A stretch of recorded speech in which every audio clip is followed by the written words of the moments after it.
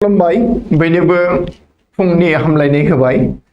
दिनै आङो आसामनि गिबि सारिनि माखासे रादाब बिलाइफोरनि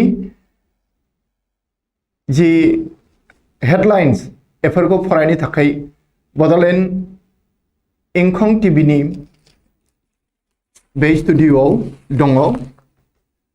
आं फरायनायनि सिगां नैबे सानसेयारि बड'लेण्ड इंखं बिनि गिबि रादाबानो जाबाय नासानि वेबसाइटआव आसामनि साब्रै फोरोंगुरु।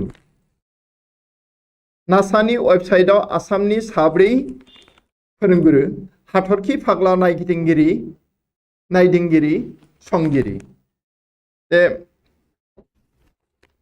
बहाय बुंदों मा आमेरिकानि नख्रांमा नायबिजिरसं आफाद NASA नि वेबसाइटआव हाथरखि फाग्लानि नायगिदिंगिरि आरो संगिरि महरै मुं थिसनजादों आसामनि साब्रै फोरोंगिरिमोनहा कभिड मारखिया मुलुगनाङै गिख्रंहोनाय समाव मुलुग गासैबो सासे हाई स्कुलनि सानै एमइ स्कुलनि आरो सासेया माबानि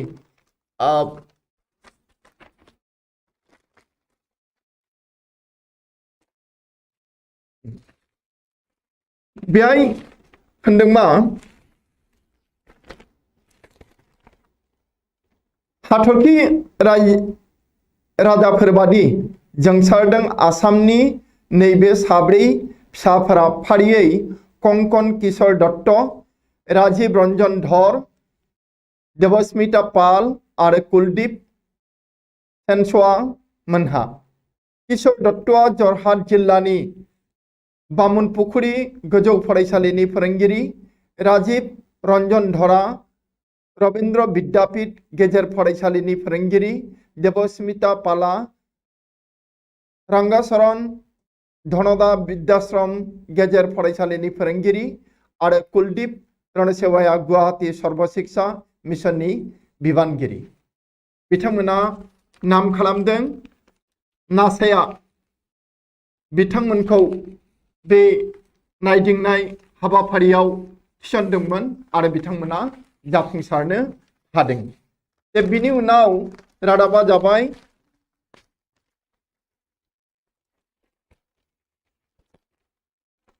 कभिडनि थाखाय आसाम सरकारा गोदान SOP फोसावदों।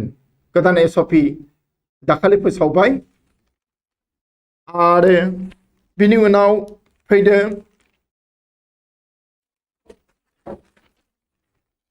कर'नानि सेथि भेक्सिनानो 98% रैखाथि होगोन। डक्टर NK आरज बिथाङा बिदि बुंदों। बिनि उनाव दङ रादाब जे क'क्राझारनि बिब' बिनानाव सानै हिनजावसाखौ जिनाहारि खालामना बुथारदों। बै क'क्राझार अभयाकुति गामियाव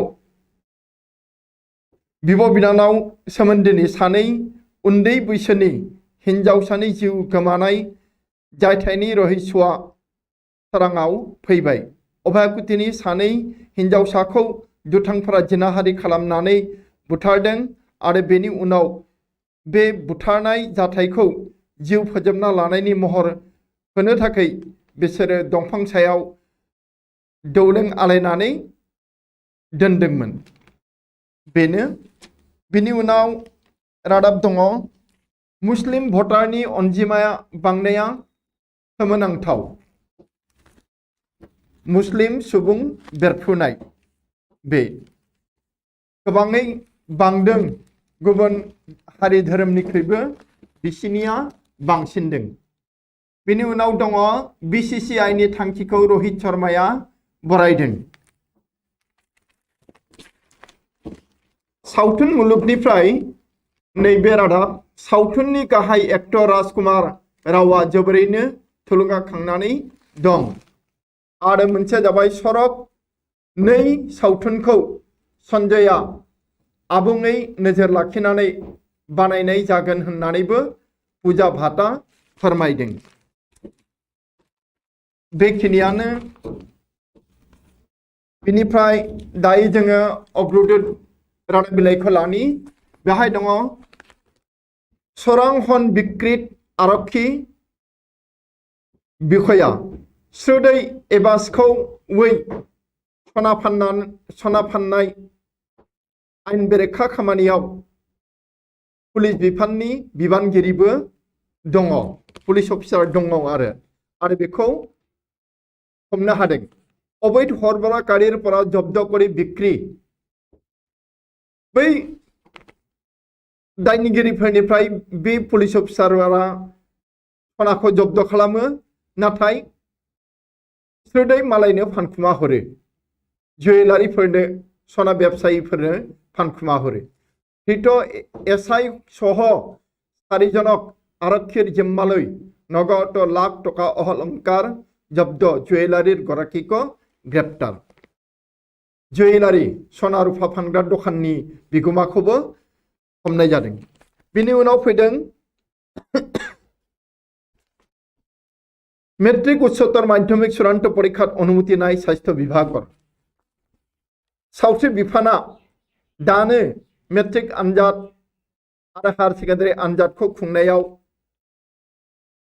मदद होनो हाया बा अनुमति पारमिशन होनो हाया होननानै बुंदों मानोना दासिमबो कोविडनि गाग्लोबनाया एसेग्राब खमायाखै बे बेनिफ्राय फैदों अलिम्पिक यात्रा पूर्वे लाबलिनानै 7 लाखर चेक मुख्यमंत्री लाबलिनाया बे बक्सार बेयो टकिअ अलिम्पिकआव गेलेनो मोनगोन बिनि सिगांनो बेहा सुबिदा जानाय बादिनो मदद मोननाय बादिनो आसामनि गिबि मन्थ्रिया बेनो 7 लाख रांनि चेक होदों बिनिफ्राय फैदों एफसीआई परा किनिबो अंगनाबादीर साउल अंगनाबादीनि माइरंखौ दा एफसीआई निफ्राय बायसिगोन मानोना बेहाय गोबां मा जानानै दङ दुर्नीति जानानै दङ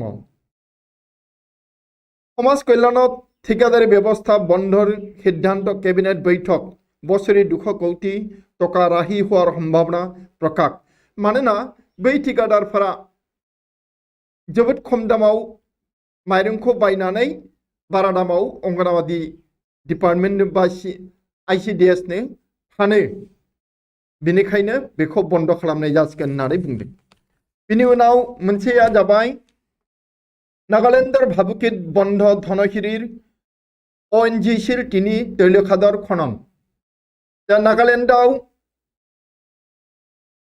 नङा बियो बे आसामावनो गलाघाट जिल्लायाव धनसिरिनि बे फोथाराव थाव फुंखा जावगासिनो दङ थाव फुंखा दं मोनदों नालाय बेखौ जावगासिनो दङ बेहाय नागा थिउरियाफोराल' नङा नागा रायजोफोराबो हुमखि होदों आरो बे हुमखिखौ गिनानै सिगिनायखौ गिनानै थाव फुंखा जावनायखौ बन्द खालामनो गोनां जादों बिनि उनाव दङ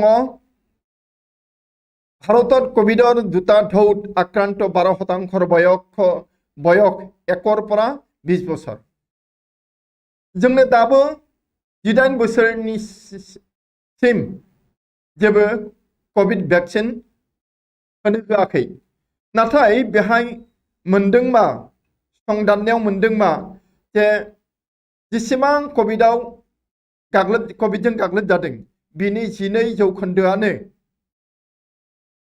1 बोसोर बैसोनिफ्राय 20 बोसोर बैसोसिम होमबा बयनिबो कोविड वैक्सीनखौ होनो हासै बिनिफ्राय मोनसे रादाब दंबावो बे जाबाय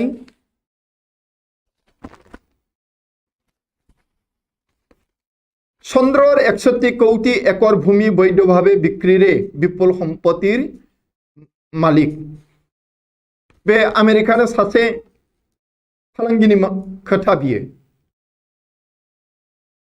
अखाफोराव मानसि थानो हायाब्लाबो आमेरिकानो सासे फालांगिया मानसिफोरनो मा बुहुमाव थानानैनो अखाफोरनि हाखौ फानलाबायदों आरो गोबां धोन सम्पतिनि बिगोमा जादों। बे फालांगिनि मुङा जाबाय डेनिश हक। बेफोर माबा माबि नंबां जाबां कागजबो होदों। दा बेहाय बुंदों राष्ट्रसंघर भुलते सौरजगतर सत्ताधिकार लाभ करी हल निजस्व सरकार राष्ट्रपति मोनसे जे बेफोराव इउएनअफोरा जोबोद सांग्रां थानांगौ। आरो मोनसे खेलानि रादाब फ्रान्सर बिरुद्धे आत्मघाती पराजय जार्मानि। फ्रान्सआ देरहादों जार्मानिजों गेलेनानै जार्मानिया जेनदों। जेननायनि जाहोना जार्मानिया गावसिनि नखरनि गलावनो गल सोनानै लाफ्लांनायनि थाखाय बे दुखुनांथाव जाथाय जादों आरो सुइसाइड गल जायखौ होनो। बिनि उनाव जों थांनोसै नियमिया बार्ता। नियमिया बार्तायाव बेहाय रादाबा दङ मेट्रिक उच्चतर माध्यमिक परीक्षा पता असम्भव। সাম্প্রতিক কোভিড পরিস্থিতিত পরীক্ষা অনুষ্ঠিত করার নাই পরিবেশ রাজ্যিক কেবিনেটর পরামর্শ। हादोरसानि जि मन्त्रि केबिनेट बे केबिनेटआ परामर्श होदों मा जे बिदि हालोदाव बिदि थासारियाव मेट्रिक आनजाद आरो हायार सेकेन्डारि आनजादखौ खुंनो हाया। दा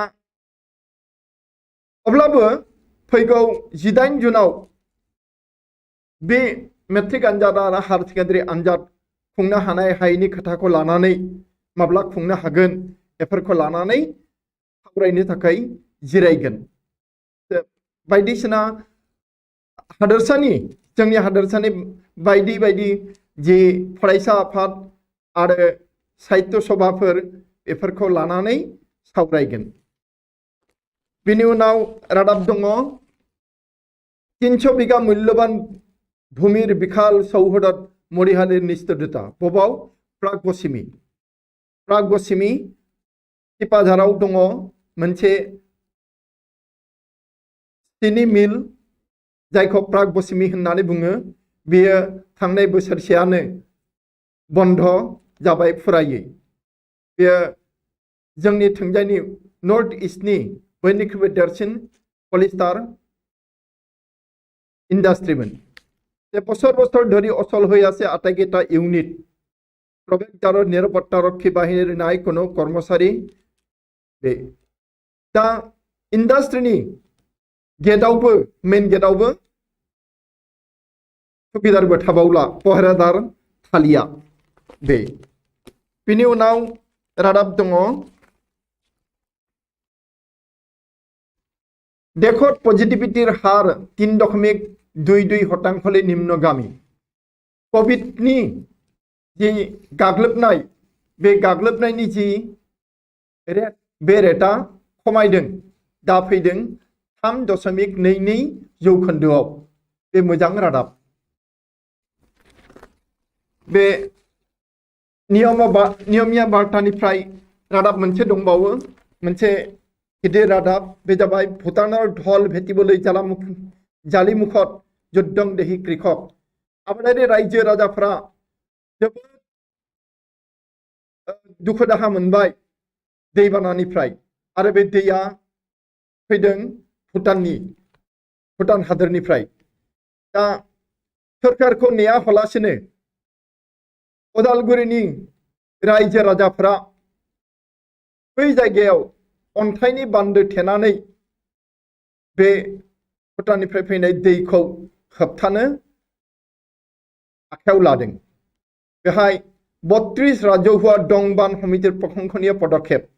गासै 32 बान्दो कमिटिफोर दं कमिटिफोर ज' जानानै बे खामानिखौ मावनो हमबाय। जे भुटानार ढल भेटिबोलै जालिमुखत जुद्धं देहि कृषक। जालिमुख होननाय जायगायाव बेखौ थेगोन आरो बे रादाब। बिनि उनाव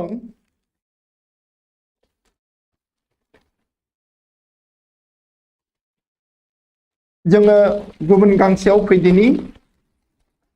बे जाबाय आमार अखम बिनि जि रादाब दिनैनि बेखौ जोङो फरायनो लादों। बेहाय होनदों मा जामिनर बिरोधिता सुप्रीम कोर्ट दिल्ली आरक्षी दिल्ली पुलिसा का सोमावसारनायाव बाहागो लानानै जेल जानांनाय देबांगना कलिता आसाम डिब्रुगढ़नि बेखौ जामिनाव होदोंब्लाबो बे दाबो उदां खालामाखै। दा बेनि बेरेखायै दिल्ली पुलिसा सुप्रीम कोर्टआव जौसिन बिजिरसालियाव आर'ज गाबबावदों। बिनि थांखिखौ ओरैबादि बुंदों स्रोद थांखिया देबांगना दीर्घदिनলৈ जेलতে रखार परिकल्पना। देबांगनाखौ उदां होआलासिनो उदांस्रि होआलासिनो बेखौ आरोबाव जेलावनो जोबनानै दोनफिननाय। बे सोरनि खैसारि बेखौ बुंनो हालिया। दानिया फैदों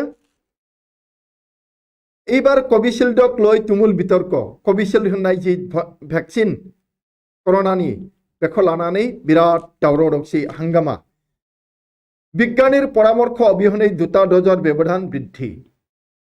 बिज्ञानीफोरनि गोनोखोआरिफोरनि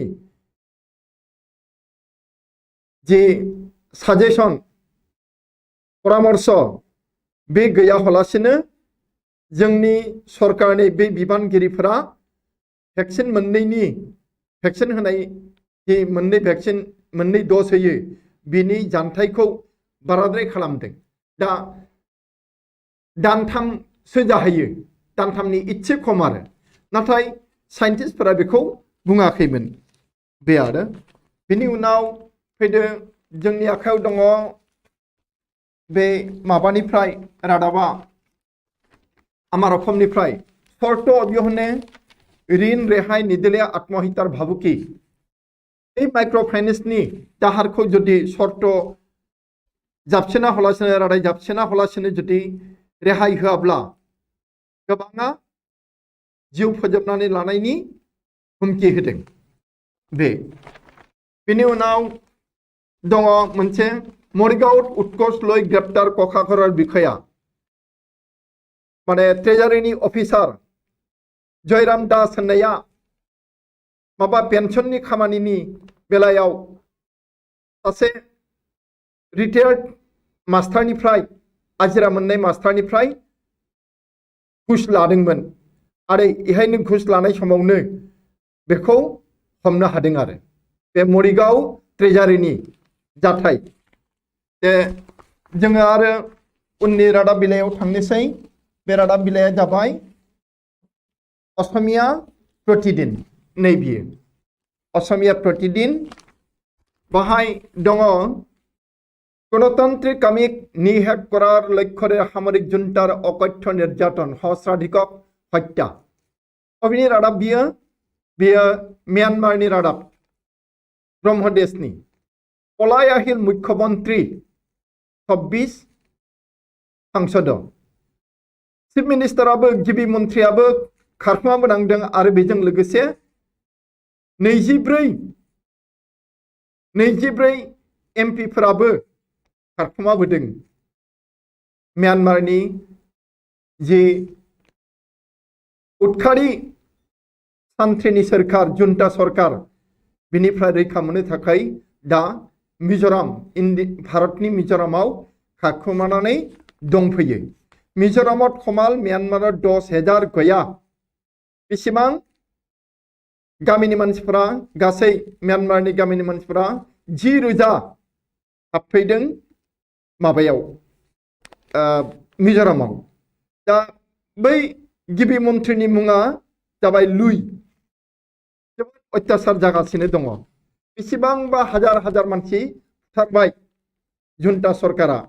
बिनि उनाव रादाब दङ केबिनेटर बैठकत নহল চূড়ান্ত সিদ্ধান্ত পৰীক্ষাক লৈ সঘনে সলনি হৈছে सरकार स्थिति पनबन्दी शिक्षार्थी। सरकारा मानो दिदोमथि बा खाथां थांखि लानो हायाखै। ओजोंहाय फरायसाफोरा जोबोद उसाव बादाव बेले बेजेयाव गोग्लैनानै दङ आरो बिसोरो पनबन्दी बादिसो जानांबाय बिजाथिफोरा। बिनि उनाव मोनसे रादाब दङ प्रतिदिनाव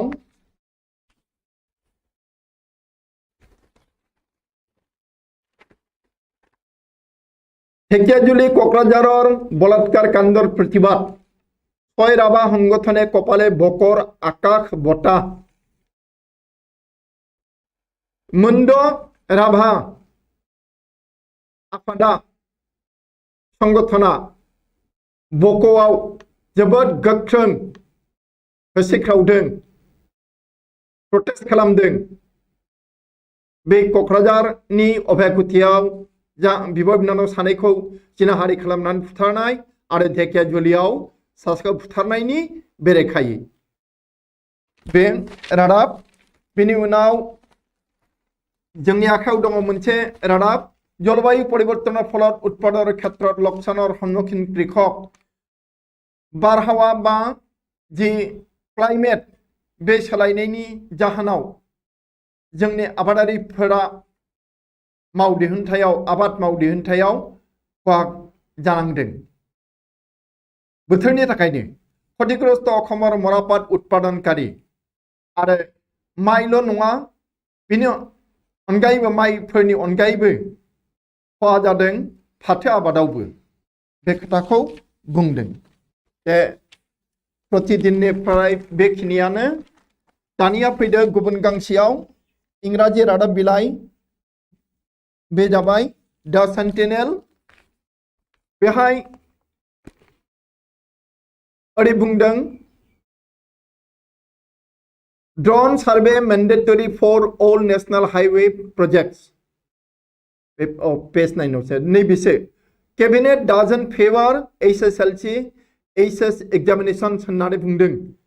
कैबिनेट आसामनि कैबिनेटआ आसामनि मन्त्रि सभाया दानि एसएसएलसी आरो एचएस नि जोबथा आनजादफोरखौ खुंनायनि बेलायाव मदद होनो हाया होननानै बुंदों, गनायथि होनो हाया होननानै बुंदों। बेनि उनाव दङ रयेल बेंगल टाइगर पपुलेशन आप इन मानास।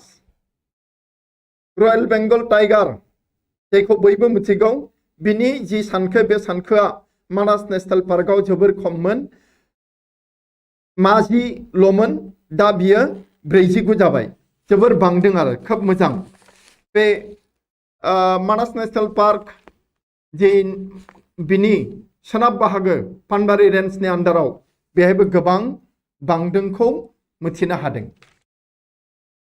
बेनिफ्राय जोङो थांनि गुबुन गांसे रादाब बिलाइयाव बे जाबाय बांला रादाब बिलाइ बे जुग संख बेहाय होदों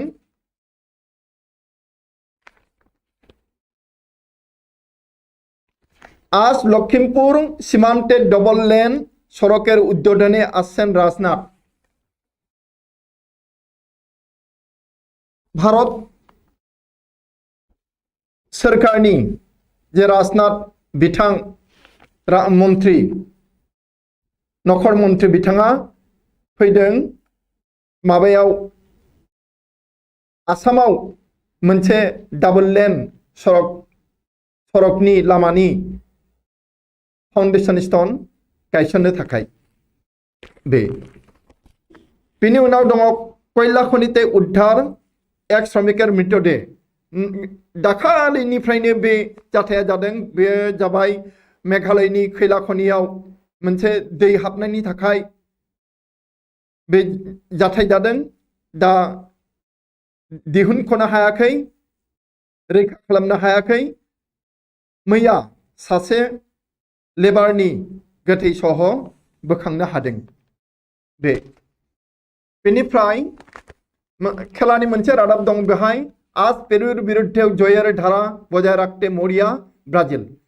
ब्राजिला दिनैबो पेरुनि बेरेखायै देरहानायखौ लाखिथारगोन, देरहाथारगोन बे खोथाखौ बुंदों। ब्राजिला देरहाबोगासिनो दङ। दिनै पेरुनि बेरेखाय गेलेगोन बहायबो देरहागोन होननानै बुंदों। बेनो आरो गांसे लाबावदिनि नैबे असमिया खबर बेहाय रादाबा दङ ठिकादार नृपेन दासर समाज कल्याणर ठिकात केबिनेटे लगाले तला बसरी राहि अब 60 कोटी। नृपेन दास होननाय ठिकादारा ओरैबादि बदमासि खालामदों बियो ICDS नो माइरं हरनाय अंगनाबादियाव माइरं हरनायनि जे ठिका मोननाय बेहाय 22 टाकानि बायो आरो 32 टाकानि फानो 10 टाका बारानि फाननानै बे लाब जागासिनो दङ आरो बिनि ठिकादारखौ दाननायाव आसाम सोरखारा लाब जागोन 60 कोटी रां बे खोथाखौ बुंदों। दा बिनि उनाव जोंनि आखायाव दङ रादाब बिलाइ गांसे बाव आबे जाबाय दैनिक अखम। दैनिक अखमाव ओरै होदों आगोलावबो फरायखांबाय जोङो आच्छा क्रमाने हाराखबायसे खवातेलर दाम बे मोनसे रादाब जे थाव जानाय बा थाव गोथांनि दामा खमायगासिनो दं होननानै बुंदों। बबे जायगायाव बेसेबां खमायदों बेखौ बुंस'नो हाला नाथाय रादाब बिलाइयाव सोरखारा बुंदों खमायदों। केन्द्रीय उपभोक्ता परिक्रमा राजहुआ वितरण मन्त्रालयर घोषणा बे सोरखारनि थोंजोंनिफ्रायसो फोसावनाय नाथाय दखानिफ्रा खमायगोना खमायाखै जों बेखौ बुंस'नो हाला। जोंथ' एखे दामावनो बायगासिनो दङ बारा दामावनो बे बिनिफ्राय मोनसे रादाब बिलाइबाव जोबथा रादाब बिलाइ बे जाबाय दैनिक अखम। बेहाय रादाबा दङ मोनसे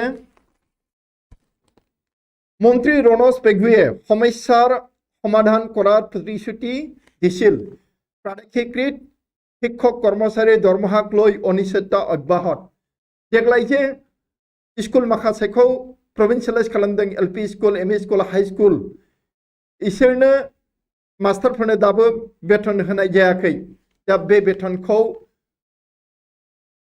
होनो होननानै रनज पेगुआ बुंदोंमोनब्लाबो दासिम नाथाय बियो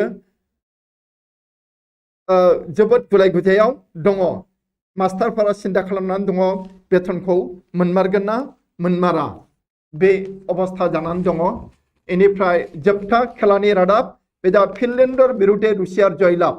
मैया रुसियाया फिनलेण्ड होननाय देशनि बेरेखायै इउर' कापआव गेलेनानै मा देरहासार जानो हादों। जे